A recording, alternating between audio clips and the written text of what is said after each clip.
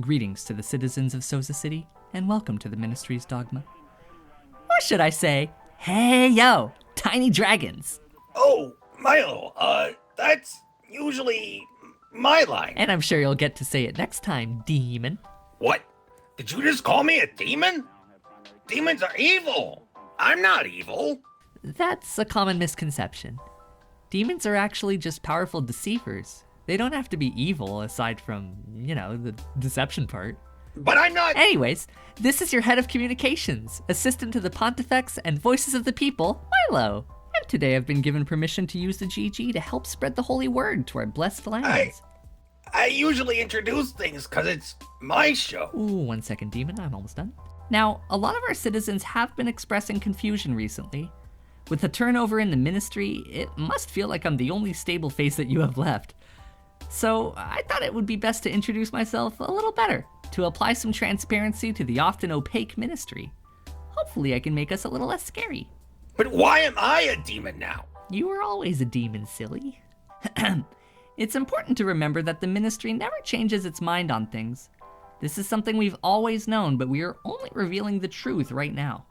That's right, citizens. If you ever hear Sid say something inaccurate to church doctrine, well, it's a demonic trick, so be careful. What? Now, despite my ministry broadcasts being required viewing, somehow Gigi has obtained higher viewership than the ministry. So I thought this den of heathens would be a great place to reach out to the rest of Soza.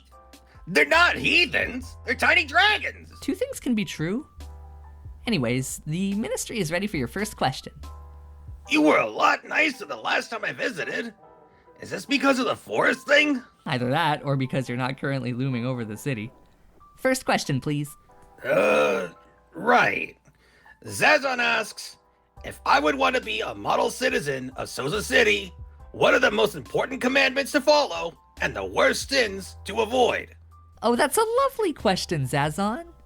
We had field officers track down most of these questions to their origins, but your pure heart certainly didn't require it. We still have the address though, so expect some chocolates from the church. Is this normal? Now to answer your question, the most important virtue of any Sozan citizen, aside from faith, is a good sprinting speed. The Grand Barracks need to fill quickly, and God never waits. Are you all okay? As for the most important sin to avoid, never buy a telescope. The sky is not for you to see. Next question. Right. Myth Macro asks, Milo, 2 questions. How did you become the church head of propaganda, and what hobbies do you have? Oh no. What's wrong? Is Ares attacking? No, he used the wrong word. Also, that's Lord Ares. Also, he does not attack, he reprimends. Wrong word? We'll have to send a faith officer. Remember everyone, I'm the head of information, as well as several other branches of government. Propaganda implies a lack of truth. We should all be more careful with our words. As for your questions, I got my positions by being promoted into the many empty offices. And for my favorite hobby, I like writing fan fiction. It's the only hobby I can do from my desk. And before anyone says anything, fan fiction is real fiction. Are you like a funny little megacorp down there? Next question. Glitch asks, what are your thoughts on Lord Sid? I can go away for a second if it will help you be more honest. No, that's fine. The ministry never has anything to hide. The very fact you're here means that our Lord Ares has allowed it. It was him who summoned you, after all. As for Sid, he's alright for a demon. Next. Sai asks, hey Milo, you seem to have a pretty stressful job. What do you do to unwind and relax? Surely there is something you do in your off time to relax. A nice cup of tea and a pastry with a TV show to binge. A hobby like a model train set, long walks, liquor, scented candles, and a nice book.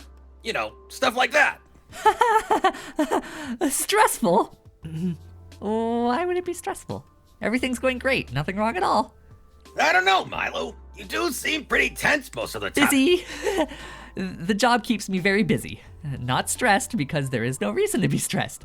If I ever needed to get away from the job, which I don't ever need to, I enjoy reading the Holy Book of the Ram and brushing up on his divine teachings. And if the day has been particularly busy, I might enjoy a simple rhubarb fizz. Wait, Ares has divine scriptures? Of course he does. You know that. You see, folks, Sid here is probably so accustomed to hearing Ares' divine words that he can't tell the difference between it and regular speech. A virtue we should all strive for. What? Next question, please, demon. All right. Can do without the demon nickname. We got another one from Not Glitch. A curious one. It's always nice to see our citizens show interest in the ministry's work. But not too much interest, of course. Always practice moderation, everybody. Except when praying. There can never be too many prayers. Right. Not Glitch asks, how do you deal with the heretics the faith officers nab? Also, what sort of jobs do you have outside of advising the PM? Excellent question.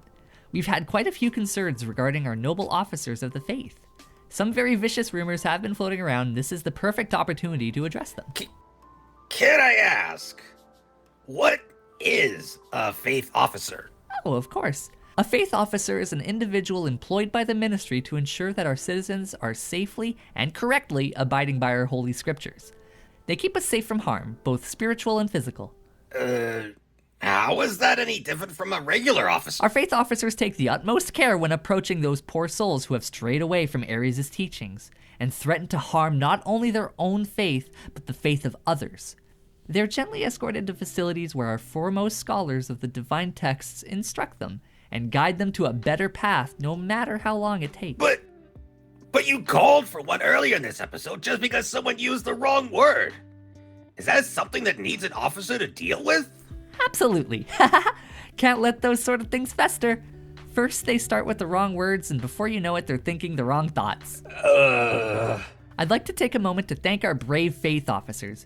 You're doing amazing work, everybody. Let's move on. Next question. Right. Megirian asks, hey Milo, how frequently have cults to Sid had to be quelled since his contract to move the city went sideways? Has the podcast made them more prominent or more hyper-capitalistic? Cults to Sid? Ha ha ha ha. What cults to Sid? Sure, we've had a few nutcases and deviants who think they're doing anything akin to worship, but those poor souls are just delusional. Nothing even close to a cult. I think you might be referring to my fans. A cult is just sort of like a fan, right? Yes and no. A cult implies that there is something there to worship, and that simply doesn't apply. There's only one being that is to be worshipped, and it's obvious that it's Lord Ares and not the demon Sid. I don't know. That guy seems to be a bit of a basement-dwelling loser. It's just ridiculous to think Sid is in any way divine.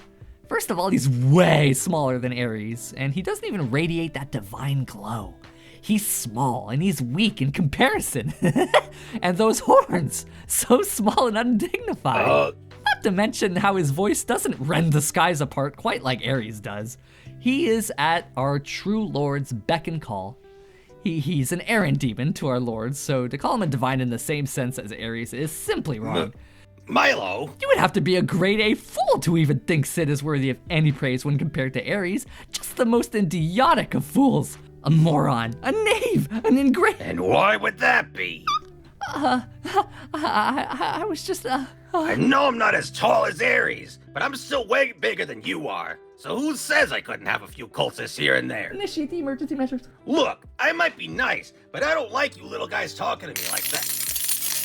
Oh, neat! Thank you for the 15 credits, Ministry of the Aegis of Rectitude official account 1. Thank you for supporting this show and for listening. Hope you have a fantastic day and achieve your dream of becoming a dragon. What was I talking about? We were just going to the next question. Ah, right, gotcha. Cowboy Protojet asks, it was said one day through some event, Ares was able to get possession of the entire city. Where were you guys staying before Ares... Wait, stop, don't read any more of that.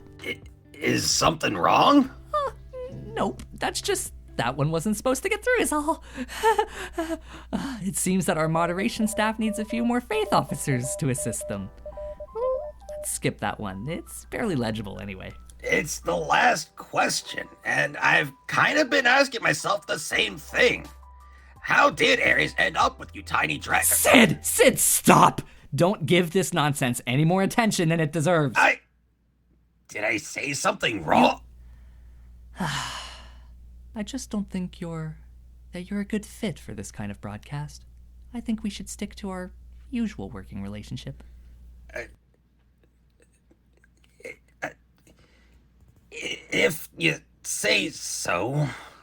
So, do we keep going? No, I think we've answered enough. Thank you for hosting me. Well, I guess that's it. Thank you for listening in, Tiny Dragons. I look forward to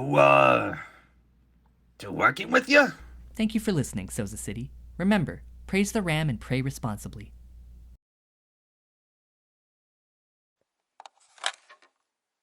I know you like him, PM. For one of the Titans, he's incredibly sweet.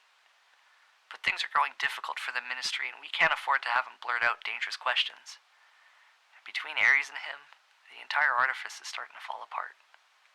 Everyone's losing respect for the Church. We need to look strong before we fall into anarchy. I'm sorry, PM.